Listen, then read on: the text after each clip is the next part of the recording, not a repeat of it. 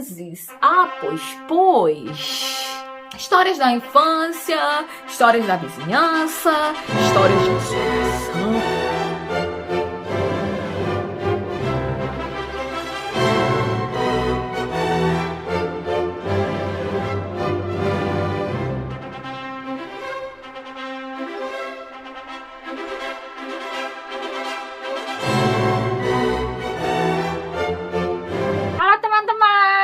Kembali lagi ke channel saya. Hari ini saya bersama Ana yang cantik. Ana ini berasal dari Brazil, teman-teman, tetapi dia berbahasa Portugal. Oi, gente! Olha só, eu fui convidada pela Rita Repelita, que tem um canal no YouTube, para apresentar o meu livreto.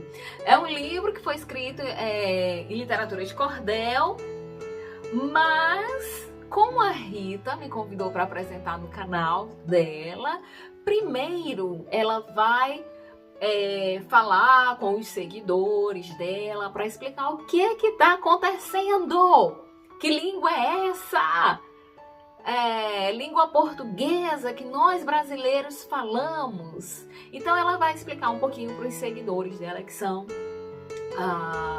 da Indonésia, tá? Dan hari ini Ana mau membacakan sebuah puisi yang sangat cantik untuk teman-teman dimanapun berada. Dan puisinya sudah berbentuk seperti buku. Jadi Ana ini pinter loh membuat tulisan puisi. Nah, ini buku puisinya, teman-teman. Nah, puisi ini sebetulnya dipersembahkan waktu itu Ana menulisnya untuk ayahnya yang berulang tahun ke-70, teman-teman. Tetapi hari ini Ana akan membacakan puisi ini untuk teman-teman. Jadi kita akan mendengar Ana untuk membacakan puisi yang sangat cantik tentunya, teman-teman. Untuk teman-teman yang suka dengan puisi dan tertarik ingin melihat bagaimana cara membacakan puisi dalam bahasa Portugal, jadi tonton terus videonya sampai tuntas, teman-teman. Dan puisi ini bercerita tentang, isinya adalah tentang history ayahnya, juga keluarganya dan teman-temannya, tetapi dibacakan dalam puisi yang sangat indah. Jadi oke, teman-teman, untuk teman-teman dimanapun berada, kita dengarkan puisi yang sangat cantik dari Ana. Oke, Ana, continue! Oi, gente! Eu quero apresentar aqui mais um livrinho para vocês, tá? Na realidade, é um livreto, tá? Que se chama Era Uma Vez no Mundo de Raimundo. Este é um livreto que eu escrevi em homenagem ao meu pai quando ele fez 70 anos. E eu escolhi literatura de cordel. Mas por que literatura de cordel? E na realidade, o que é literatura de cordel? Bom, a literatura de cordel veio da Europa para o Brasil, mais precisamente de Portugal, no século XVIII. E se tornou muito popular no Nordeste. E ficou conhecida como poesia popular. Quem trouxe da Europa para o Brasil foram os portugueses. Pois. Então, a poesia popular eram histórias contadas, abordavam temas regionais, temas folclóricos, histórias do dia a dia, e eram escritas em formas de poesia, eram contadas e cantadas de uma forma bem simples, para que as pessoas simples do dia a dia pudessem entender o que é que estava sendo contado e cantado.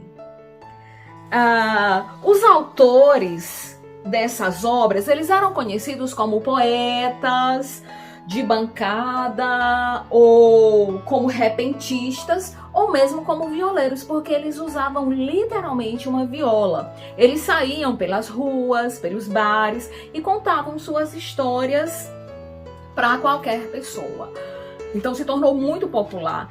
E devido a essas características, foi muito associado aos trovadores medievais, havia uma certa similaridade. Os trovadores, eles contavam as histórias dos romances de cavalaria e os nossos repentistas contavam as histórias regionais, principalmente do nosso sertão. Então, essas poesias, elas eram escritas em forma de rima, havia uma certa simetria ao escrever essas poesias para que houvesse rima na hora que eles estavam cantando.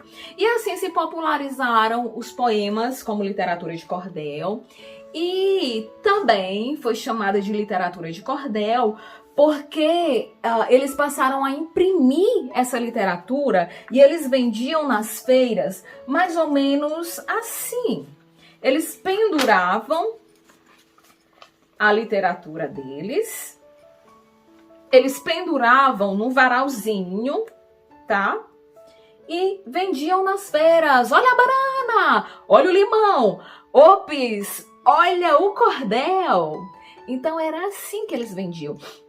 Por isso se popularizou com esse nome, literatura de cordel, tá? Então, o meu pai, como nordestino arretado de 71 anos, adora as histórias de cordel. Por isso eu escrevi as histórias que ele conta em forma de cordel. Ele tem coletâneas de cordel em casa, do Cego Aderaldo e de outros autores também, que são populares no Nordeste. Bom, mas quem é o seu Raimundo Marciano? O seu Raimundo Marciano é um homem de 71 anos, forte como um touro, tem uma memória que vale ouro. Basta sentar perto dele um pouquinho e lá vem história. Histórias da infância, histórias da vizinhança, histórias de assombração, histórias do sertão. Histórias que eu decidi escrever e apresentar para você. São 16 episódios, alguns são engraçados, bem realistas e bem histórias do sertão. Eu vou ler uma história para vocês, uma história que eu acho bem engraçada. Episódio 8. A caçada e a caipora. O meu pai não era caçador, mas, como todo homem do interior, sempre tem o dia da caça. Com seu cachorro, que não era de raça, um punhado de amigos ganharam a mata. Reza a lenda que a caipora é um espírito protetor da floresta. No interior do Nordeste, essa história ninguém contesta. Só um cabra da peste tem coragem de falar com a fera. Dizem que é uma índia que, quando sente que algum caçador entra na mata com ar ameaçador, ela apavora o sujeito com gritos assustadores. Dizem que ela adora fumo. Quando ela aparece, é melhor mudar o rumo. Pois bem, voltando para a nossa história, voltando para o nosso enredo, naquela noite de caça, todos sabem, isso não é segredo. Quando eles menos esperavam, apareceu a caipora no meio da mata. Aquela figura inusitada e assustadora. Entre o grupo de amigos de todas as idades, estava um forasteiro chamado Jó. Era um rapazinho da cidade, falante como ele só, metido a valentão. Quando pegava um, dava mesmo era dó. Quando viram a caipora, foi aquele desespero. Cada um quis dar o fora, exceto o bravo forasteiro, acendeu aquele cigarrão. E a caipora estendeu logo a mão. Na floresta inteira ouviu-se aquele converseiro. Os dois fumaram e beberam. A fumaça parecia um nevoeiro. Assim partilharam conversas, fumo e cachaça a noite inteira. Depois do encontro, o moço saiu todo faceiro.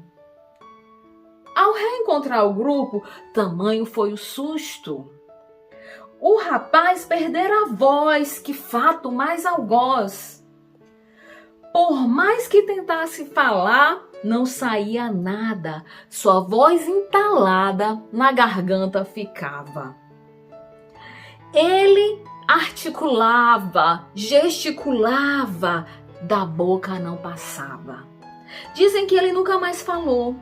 Quando para a cidade voltou, outra história se inventou.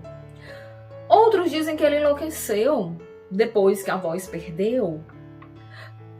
Para vocês que não acreditam em história de caçador ou de espírito protetor, deixa aqui um conselho. Procurem esse rapaz.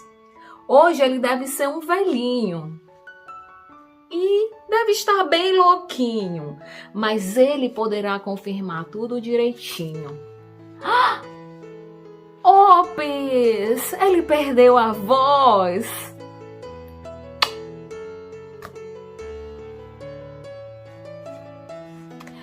Obrigada por vocês terem a paciência de me ouvir um pouquinho. Oke teman-teman, sudah selesai Ana membacakan puisi yang sangat cantik ya teman-teman, dan juga enak didengar begitu. Pokoknya begitu pandai Ana membacakan puisinya ya teman-teman dalam bahasa Portugal. Semoga video ini bermanfaat untuk teman-teman yang suka dengan puisi dan juga menambah pengetahuan kita tentang cara bagaimana berpuisi teman-teman. Oke teman-teman, kayaknya udah cukup untuk video hari ini. Terima kasih untuk teman-teman yang sudah nonton videonya. Salam hangat, salam sejahtera dari saya dan juga dari Ana untuk teman-teman dimanapun berada. Oke teman-teman, see you in next video. Beijo.